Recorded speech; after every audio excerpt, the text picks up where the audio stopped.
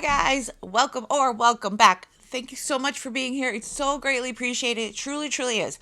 Before we get started, let me give you my usual disclaimer. This video is for educational purposes only. Please do not take what I say as fact. Please always do your own research and come to your own conclusions. Next, if you have not liked, subscribed, or commented yet, please consider doing so. It really helps me out and I really, really appreciate it. Okay, so today we are talking about 33-year-old Sylvia Roche Kelly. She was born on December 7th, 1974 in Ireland. She had two beautiful babies, a 14-year-old son with autism and a 4-year-old baby girl. She was married to a man named Lorcan Roche Kelly. And even though their marriage would ultimately come to an end, the two were great co-parents with each other, which is all that truly matters, right? Sylvia was a fantastic artist, and it was always her dream to open her own art gallery. In 2005, her dream would become a reality when she opened her art gallery, Miller Gallery, in a small village called 6 Mile Bridge that is situated between Ennis and Limerick City, Ireland. Okay, the gallery was running very well until the summer of 2007. One customer of Sylvia's remarked that she was talented, artistic, and that she had a great eye. Even though her art was selling, it wasn't selling enough, and the overhead became too much for Sylvia to continue running the gallery. So she ended up closing the gallery, but she was able to begin running a picture framing business out of her home. And this ended up being a blessing for Sylvia because it gave her much more time to spend with her babies.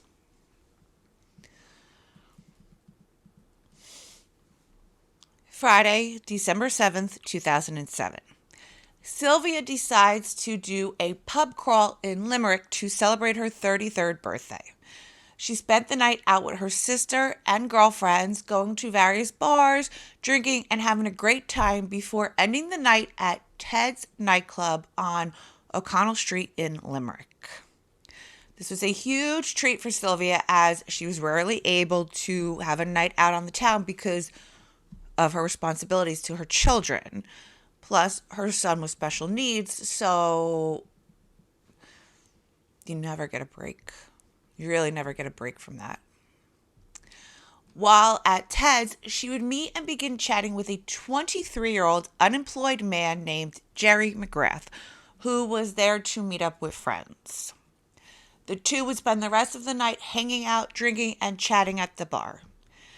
Because Ted was from Ballywater, which is about an hour and a half away from Limerick, he rented a room at the Clarion Hotel for the evening after checking the train times and realizing that it wouldn't be good to venture home. So he ends up getting the room. CCTV would show Sylvia and Jerry walking hand in hand at 3 a.m. heading towards the Clarion Hotel. CCTV would also show the two entering the hotel shortly after this. Saturday, December 8th, 2007, it's checkout time at the hotel. Hotel staff knocks on the door. They need to get the hell out so they can clean the rooms and they can get the room ready for the next people. There's no answer, so they assume that the room is unoccupied. The staff decide to enter the room and they begin cleaning up. They pick up some bottles, they make the bed, they begin straightening the room, then they enter the bathroom. This is where they would find a naked woman face down in the bathtub. Staff called police, who very quickly determined that there was foul play at hand. The woman was identified as Sylvia Roche Kelly.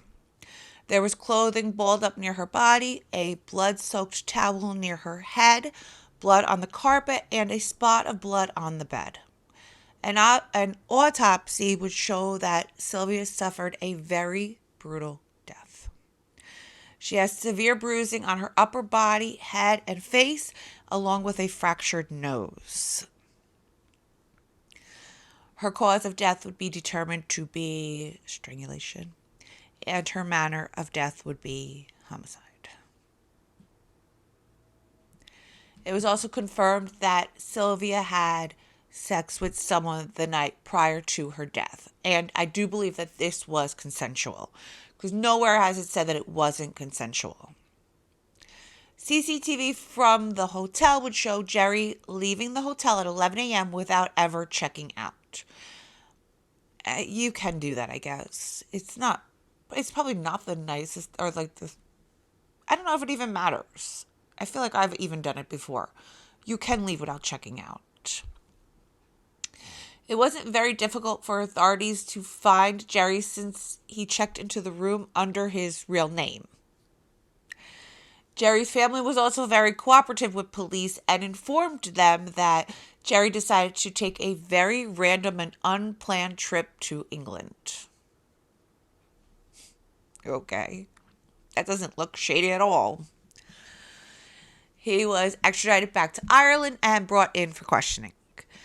He immediately admitted to his crimes. He told police that after he arrived at the room that they immediately had sex and then they talked afterwards. He says that while they were chatting, Sylvia said something in response to him that enraged him. So he began to kick her in the face, pull her hair, kick her between the legs, and strangle her. He says from there he dragged her into the bathroom and dumped her face down into the bathtub.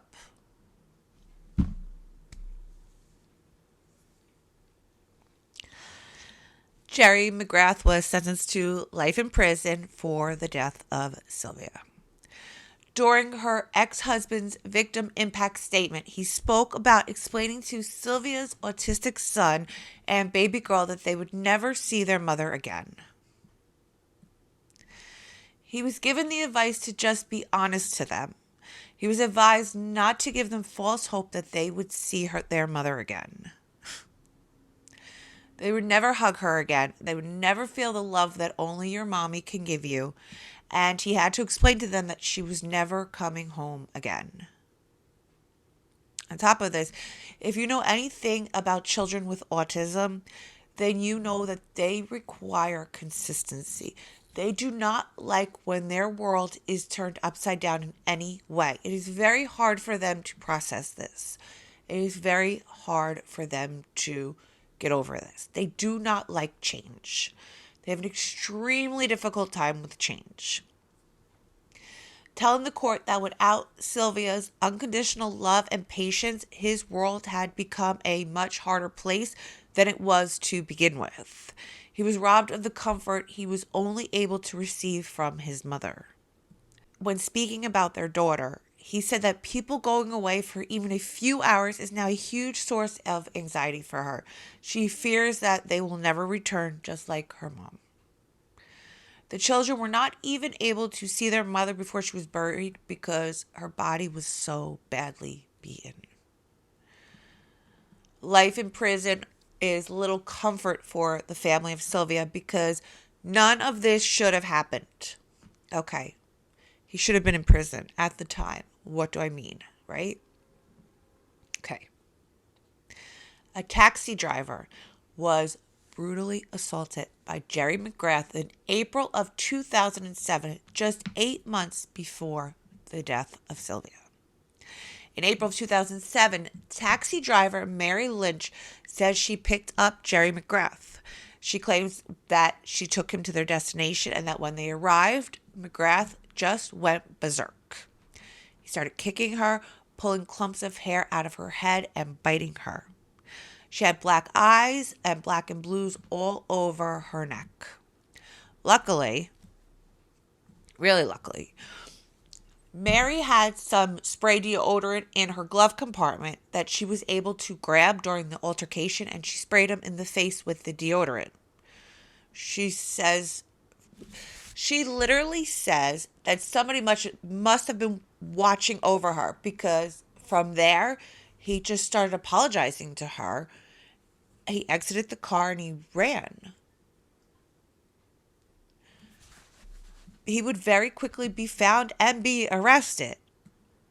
So Mary says that cops stopped her from going to court to give her victim impact statement when McGrath was being sentenced. She says her handwritten witness statement was scrapped. She was told not to come to court, then was phoned by police to tell her that McGrath had been sentenced to 9 months in prison. Mary would later learn that while serving his 9-month sentence, he was given bail. While out on bail, in October of 2007, he tried to take a little girl out of her home. If it wasn't for the fact that the little girl's father heard something, went to check on it, found him trying to take his daughter out of his home. He was trying to take the little girl out of the home. He stopped him and he held him until the cops got there. McGrath would have left with his baby girl. What the? McGrath was arrested. He was charged with false imprisonment of a child. He was later granted bail once again by the Limerick District Court. Even though there were objections to McGrath being let out on bail, the assault on the taxi driver was allegedly never brought to the judge's attention. Jerry McGrath was granted bail on December 3rd, 2007, just 5 days before he brutally murdered Sylvia Roche Kelly. All right, guys, if you're still here, thank you, thank you, thank you. I love you and I appreciate you so, so, so very much. Let me know what you think about this. Do you think this is the court's fault? Do you think that the courts should be held responsible? I want to know what you think. If you haven't liked, subscribed, or commented yet, please consider doing so. And until next time, stay safe out there.